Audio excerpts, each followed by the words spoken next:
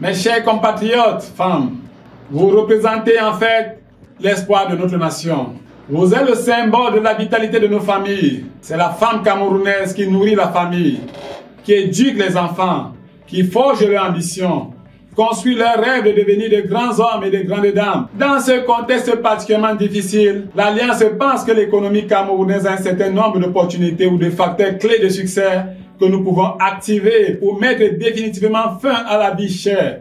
L'Alliance fait le serment que dans un pays plus beau qu'avant, notre économie et la réussite sociale vont rivaliser avec les États-Unis d'Amérique. Pour briser le cercle vicieux de la vie chère, quelques mesures simples mais redoutablement efficaces qui ne demandent que le courage politique dont nos dirigeants actuels sont absolument capables peuvent être prises. La première mesure qui va régler de manière systémique les problèmes de financement, de production et de pouvoir d'achat, c'est de créer sans délai une monnaie nationale. La grande destinée économique du Cameroun s'accomplira avec la monnaie nationale camerounaise, ou ne s'accomplira jamais. L'argent doit être abondant et circuler rapidement dans tout le pays grâce à une monnaie nationale combinée à une dématérialisation massive des moyens de paiement. Le pouvoir d'achat doit être rattrapé de manière sérieuse. Les mesures budgétaires qui sont actuellement prises pour améliorer le pouvoir d'achat ou tenter d'endiguer la vie chère sont structurellement insuffisantes. En vérité, il nous faudrait des mesures monétaires courageuses et salutaires. Le Cameroun devrait donc adopter sans délai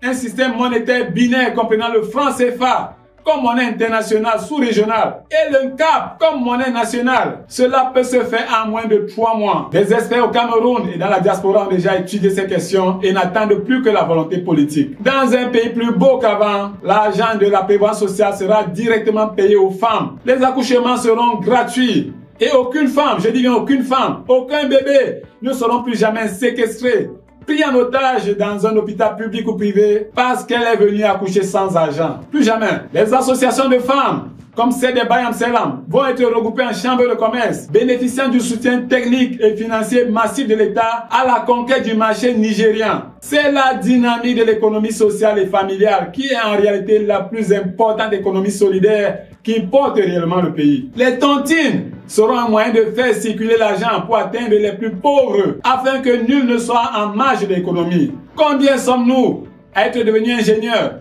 médecins, professeurs d'université grâce à l'argent des beignets que nos mamans vendent au bord de la route, ou alors que nos sœurs vendent. Ces activités que l'on dit informelles sont pourtant ce qui nous a formés, c'est ce qui nous a forgés. Mes chers compatriotes femmes, le 25 avril 2019, l'Assemblée nationale du Cameroun a voté et le président de la République a promulgué la loi numéro 2019/004, qui est la loi cadre régissant l'économie sociale au Cameroun. Cette loi innovante, fondamentale et révolutionnaire, initiée par le ministre des PME, semble être passée inaperçue. Les dispositions de cette loi permettent à ce que les fonds colossaux de la célèbre ligne 94 et des autres lignes de budget de l'État relatives aux fonds de souveraineté soient en toute transparence affectés partiellement, mais alors massivement au soutien de l'économie sociale et familiale animée par les femmes. L'argent donné aux femmes camerounaises à travers leurs associations, leurs tontines, ira toujours prioritairement à et parfois exclusivement nourrir les enfants. Cet argent ira nourrir leurs frères et leurs sœurs, leurs vieux parents, qui sont aussi les nôtres. Leur argent n'ira jamais acheter des caisses de champagne, ni financer des voyages et des vacances à l'étranger en jet privé,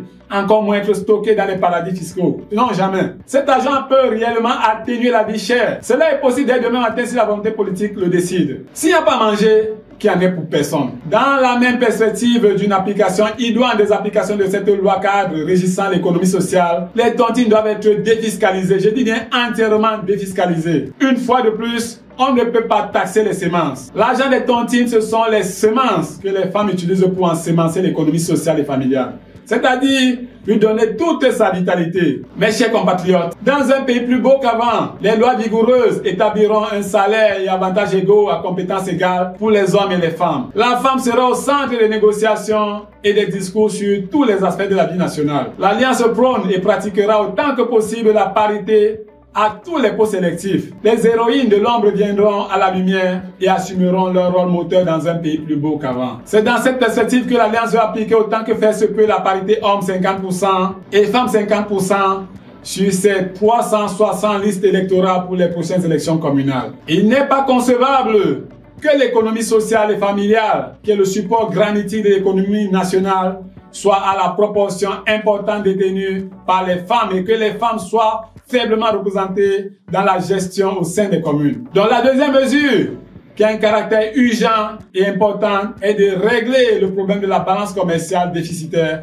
en prenant des décisions immédiates. Donc la première décision, c'est de signer un partenariat stratégique entre la Sonara et la raffinerie Dangote au Nigeria pour que cette dernière raffine le pétrole du Cameroun dans un contrat de processing, selon l'expression consacrée. Au lieu que la SNH verse du cash au budget de l'État, qu'elle lui livre du pétrole brut. Il sera d'ailleurs approprié de payer la raffinerie Dangote en pétrole brut et non en dollars. Grâce à ce système, nous pouvons avoir du carburant à moins de 400 francs CFA à la pompe et régler le problème de la balance commerciale liée à l'importation des produits pétroliers. Donc pour que cela crée un boom économique, la deuxième décision est de cesser de faire du carburant une planche à monnaie. Cela veut dire que le carburant sera considéré comme un intrant, une matière première pour la production. Une sémence pour l'économie. Nous ne pouvons pas taxer les sémences. Nous devons taxer les fruits, la richesse créée. C'est pourquoi le carburant ne devrait subir aucune taxe si ce n'est une taxation résiduelle. Donc dans un pays plus beau qu'avant, l'administration publique vivra de la richesse qu'elle aura aidé les citoyens à créer et non des impôts et des taxes aveugles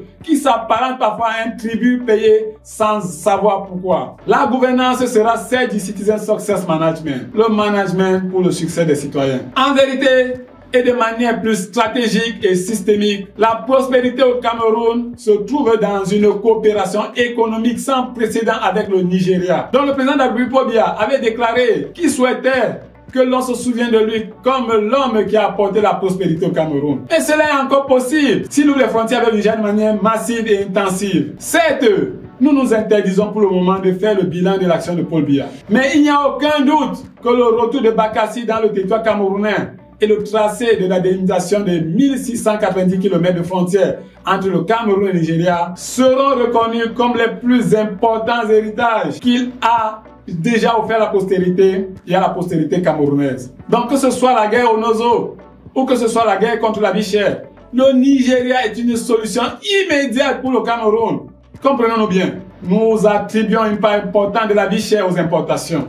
Il est pourtant de notoriété publique que la vie est beaucoup moins chère au Nigeria par rapport au Cameroun. Beaucoup moins chère. Donc les coûts de logistique et les délais de livraison sont si bas que nos femmes d'affaires, nos Bayam Selam, devraient faire du Nigeria leur destination privilégiée.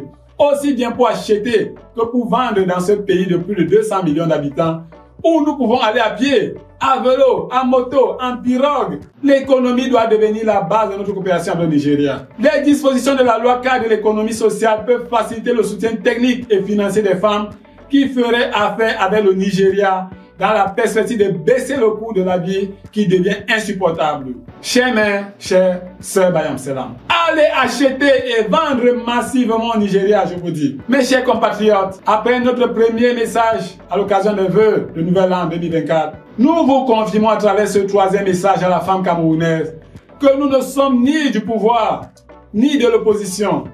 Nous sommes la troisième voie. C'est des bâtisseurs d'un pays plus beau qu'avant. Un pays où les femmes bénéficient de l'égalité des chances. Mes chers compatriotes filles et femmes, rejoignez l'alliance. Que Dieu bénisse le Cameroun.